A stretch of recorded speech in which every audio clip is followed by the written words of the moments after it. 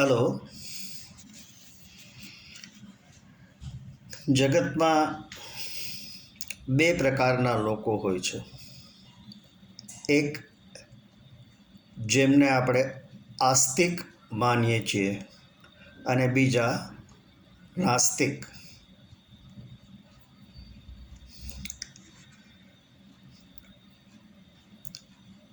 આસ્તિક એટલે the people who believe in existence of God, and નાસ્તિક એટલે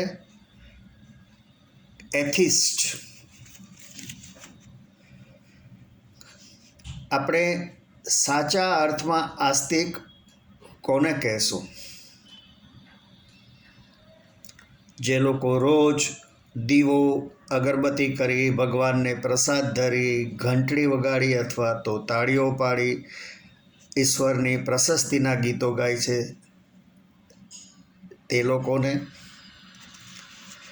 જે લોકો રોજ ધર્મના સ્થળની મુલાકાત લે છે તે લોકોને. જે લોકો ભજનો, પ્રાર્થના અથવા મંત્રો બોલે છે તે લોકોને. જે લોકો હાથમાં માળા લઈને પોતાના ઈષ્ટદેવનું સ્મરણ કરતા હોય છે તેમને. જે લોકો એકટાણા, ઉપવાસ વગેરે કરે છે તેમને. અને નાસ્તિક કોને ગણશું? કે જે આ બધું ન કરતા હોય તેમને. હવે સ્વર્ગના પ્રોપરાઇટર તો ઈશ્વર જ છે,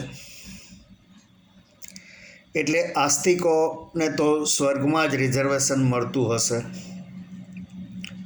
અને નાસ્તિકોનું જવાનું નર્કમાં.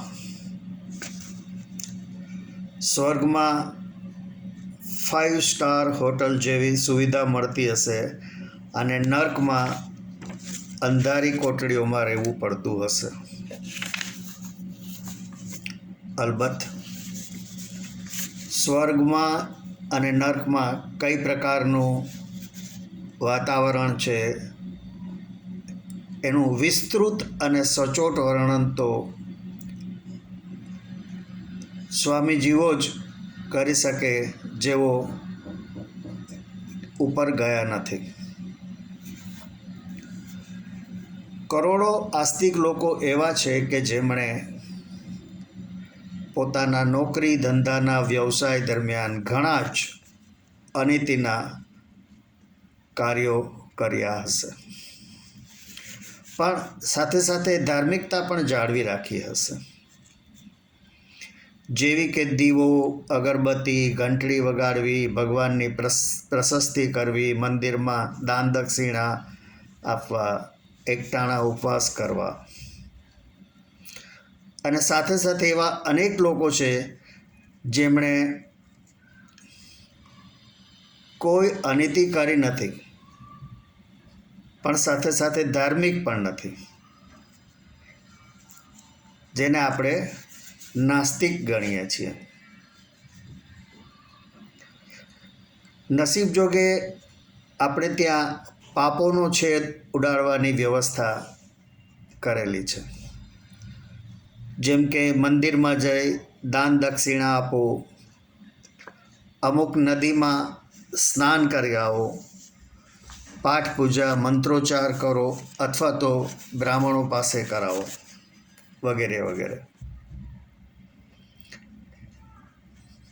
એટલે પાપ કર્યા વગરના નાસ્તિકો અને પાપ કરેલા આસ્તિકોમાં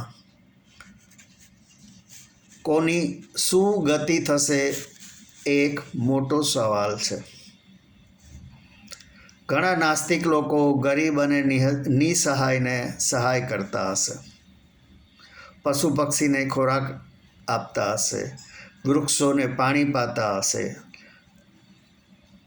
પણ નાસ્તિક હોવાને કારણે એમની ગતિ શું થશે એ એક મોટો સવાલ છે. કારણ કે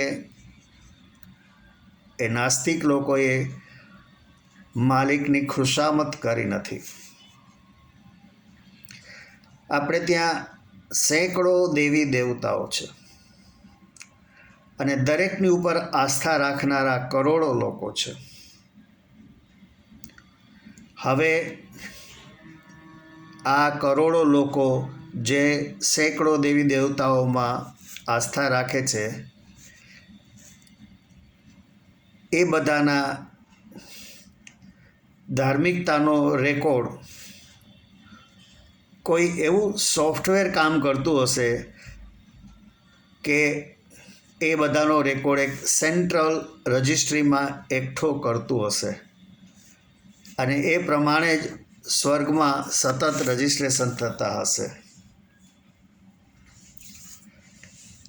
આશા રાખું છું કે મારી આ ટૂંકી વાત આપને ગમી હશે. તો મારા વિડીયોને લાઈક, શેર અને સબસ્ક્રાઈબ કરજો. આભાર. આવજો.